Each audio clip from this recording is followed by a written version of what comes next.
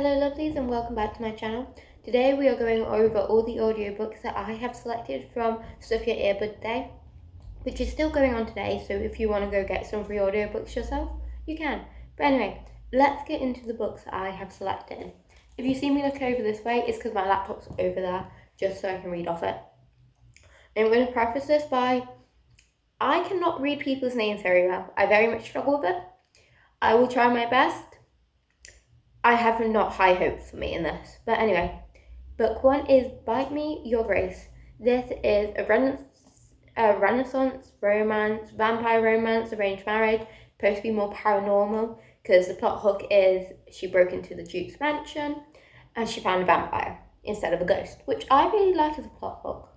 I really like how they're doing like kind of supernatural mixed in with a bit of fantasy and Regency. So I'm looking forward to that. Also, to preface, all books I have got from this event have been downloaded or purchased, to say, through Google Play Books because that's what I personally use. But most of these have multiple options. Next up is Tormented Royals. This is a Why Choose Reverse Harem, High School Bully, a Enemies to Lovers, Royalty. This came recommended from my younger sister. She really likes books, this genre of stuff. But this is a dark book, and it does heavily state in the description. This is the dark book. It has content trigger warnings. Tread lightly, basically. But that is book number 2.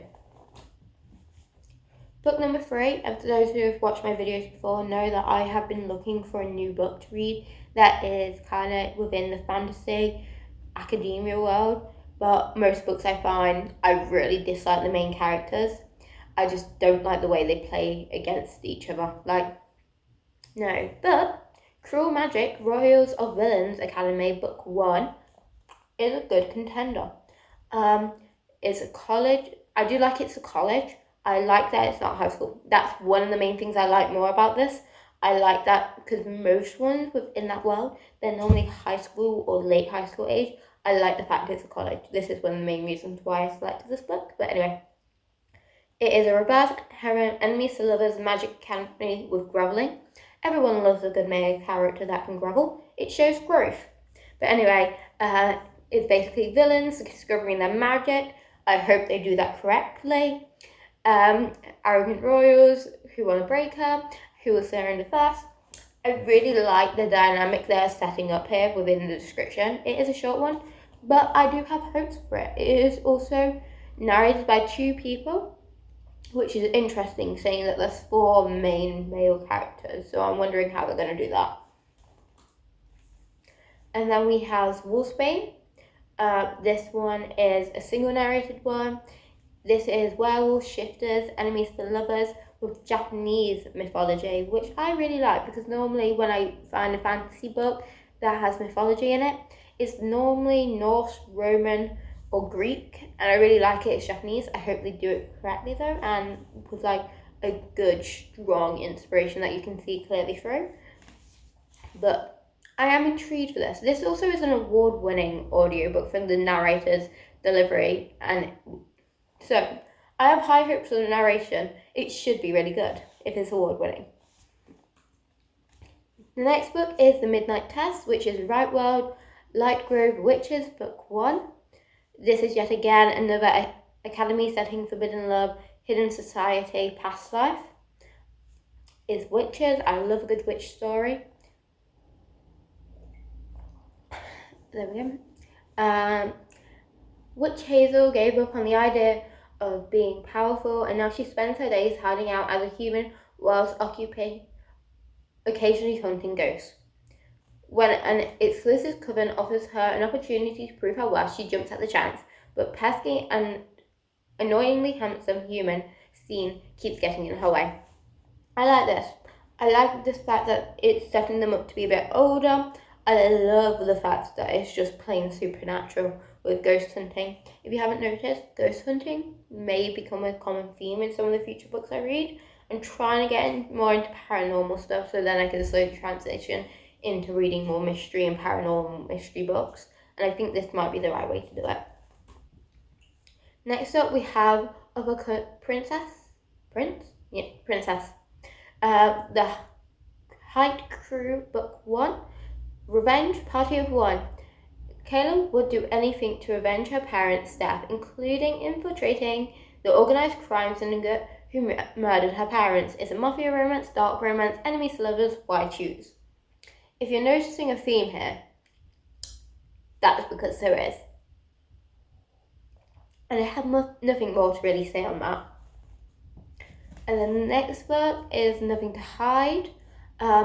This one is a He Falls First, forbidden secret romance, billionaire, rise to the riches, travel the world with a super hot billionaire playboy. Sure, who says no?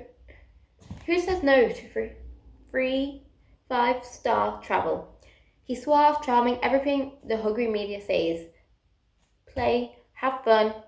Don't fall for him. Don't fall for him. I really like this setup because my plan is the girl's just going to be there when I'm going to be reading it. And what I'm thinking is going to happen is the girl's just going to be like, can't fall for him. I'm not falling for him. But he's kind of hot, not falling for him.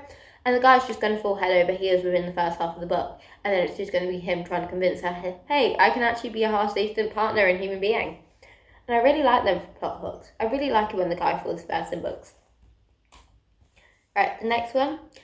If you notice, I did get a decent amount of books. I tried to spread it out. You'll see books clumping together, and that's because all the books are sorted by different genres and different areas of tropes, which I really like on the website, because if you're wanting a specific thing, and if you're not into certain types of books, you can find it really easily. But I also love that at the bottom of the page, when you go onto the website, there are 2 options if you want to purchase books by Black authors, or if you want to purchase books by LGBTQ plus authors, which I really do appreciate because it's giving them representation and it's putting them more further forward. So like it has a list of all the different genres and they're included within it. But if you're specifically looking to support authors who are LGBTQ plus, or if it's Black women who you want to support and lift up their books, it's a great way to find out all their books and actually support them without actually having to spend that much money on it. Well, not spend any money on it actually, which is a great way to support people because then you get to read their books and go, hey, this is a great book, you should read it. But anyway, back to the next book, which is The Baby Bargain. This is a workplace trope, later in life, grumpy sunshine, fake marriage, and basically the plot hook is that billionaire halfway employee Allison is the perfect one to have his child, but she firmly puts him in the friend zone. He will stop at nothing to have her in his life and in his bed. My thing is, I feel like with this one, it's either going to go down of he's just attracted to her and he's like, I just want her, or he's confusing the fact that he wants a relationship with her, or that he's just attracted with her, and then they're going to develop a relationship, and yet again it's going to be him going, but look how good of a husband I could be. Look at the life I could give you and our child. I really love books, if you couldn't tell, and books like this. The next one is True North, which is North Brothers Book 1. When the construction foreman Cole North volunteers to be his boss's Serene's fake date, nothing goes as expected. Can a lifelong loner evolve from her right-hand man and work to her right-hand man forever? Forbidden love, grumpy sunshine, fake relation, boss-employee relationship. I really like though that the fact that the woman is in the higher power situation in this, because normally you see it the other way around, so I like the fact that it's reversed. And honestly, I'm looking forward to this one because it's not like my normal kind of one. But anyway, there were the books I got. Personally, I didn't choose any of the sci-fi books that were available, but there was such a large selection of different romance books that if you are a romance reader, or even if you don't really read romance that much, there is probably a book on there for you that you may like. There were like multiple different genres, and if I'm remembering correctly, there was a couple YA ones, sci-fi, mystery, supernatural, fantasy.